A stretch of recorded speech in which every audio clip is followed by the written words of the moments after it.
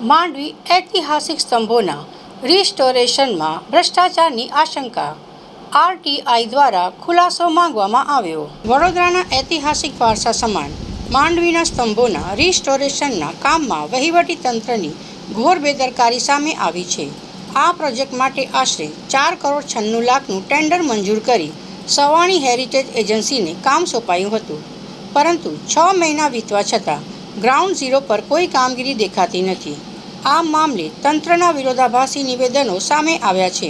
Municipal commissioner વિલંબ પાછળ technical કારણો દર્શાવે છે, જ્યારે હેરિટેજ સેલનો દાવો છે કે 15થી 20% કામ પૂર્ણ થઈ ગયું છે.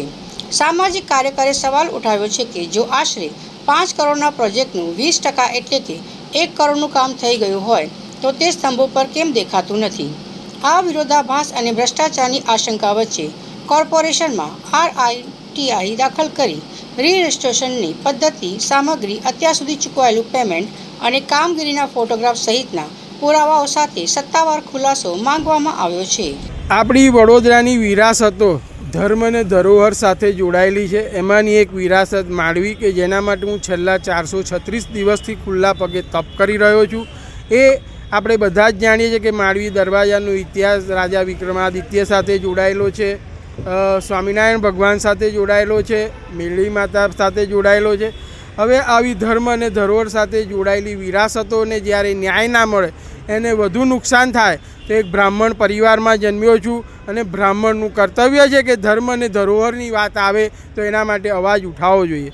છેલ્લા 10 વર્ષથી કહીએ તો ઘણા બધા સામાજિક સંસ્થાઓ દ્વારા સાથે રહીને વડોદરાની વિરાસતો માટે, હેરિટેજ માટે ઘણા બધા આવેદનને નિવેદનપત્ર મહાનગરપાલિકાને આપ્યા છે. ત્યારે વડી કચેરીએ ઘણી બધી વાર આવવાનું ને કમિશનરની રાહ જોતા બેસી રહેવાના અનુભવ લીધેલા જ. પરંતુ વર્ષ 2025માં જે માંડવીની પરિસ્થિતિ બગડી ત્યારથી સંકલ્પ લીધેલો કે જ્યાં સુધી માંડવીનું કામ યોગ્ય રીતે પૂરું નહીં થાય ત્યાં સુધી હું મહાનગરપાલિકાની કચેરીમાં નહીં આવું. પરંતુ આજથી કહીએ 10-12 દિવસ પહેલાં એક મીડિયાના માધ્યમથી હેરિટેજ સેલના ડિપાર્ટમેન્ટ દ્વારા એવી માહિતી આપવામાં આવી છે કે માંડવીનું કામ 15થી 20% પતી ગયું છે. અને મહાનગરપાલિકાના કમિશનર સતત રિવ્યૂ બેઠકમાં કહે છે કે ટેકનિકલ કારણને લીધે માંડવીનું કામ શરૂ થયું નથી. તો જે કોન્ટ્રાવર્સી ઊભી થઈ છે ને એ કોન્ટ્રાવર્સીનું સાચું કારણ જાણવા મળે એના માટે આજે મેં મહાનગરપાલિકામાં આરટીઆઈનું ફોર્મ સબમિટ કર્યું છે, જેના દ્વારા મેં માંડવી હેરિટેજની કામગીરી કઈ રીતે કરવાના છો, કઈ રીતની ચાલી રહી છે અને આગળ કેવી રીતે થશે એની વિસ્તૃત માહિતી માગી છે. એના એકાઉન્ટ પણ માગ્યા છે કે જેને લીધે ખબર પડે કે માંડવી હેરિટેજ માટે મહાનગરપાલિકાએ સવાની હેરિટેજને કેટલા રૂપિયા ચૂકવ્યા છે.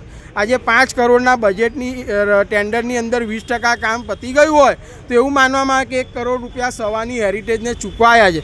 તો માંડવીનું કામ જ્યારે 0 લેવલનું છે તો કઈ રીતની 15થી 20% કામગીરી થઈને કઈ રીતના કઈ કામગીરી માટે પૈસા ચૂકવાયા એ વડોદરાની ટેક્સના પ્રજામાંથી જ્યારે વિરાસતોનો વિકાસ થતો હોય તો વડોદરાની પ્રજાનો જાણવાનો હક છે. એ હક માટે મેં આજે અહીંયા આવેદનને આરટીઆઈ કરી છે કે જે માહિતી આવ્યા પછી મીડિયાના માધ્યમથી હું વડોદરાની પ્રજાને એ જણાવી શકું કે માંડવીનું કામગીરી કઈ રીતની ચાલી રહી છે અને કઈ પરિસ્થિતિમાં માંડવી છે.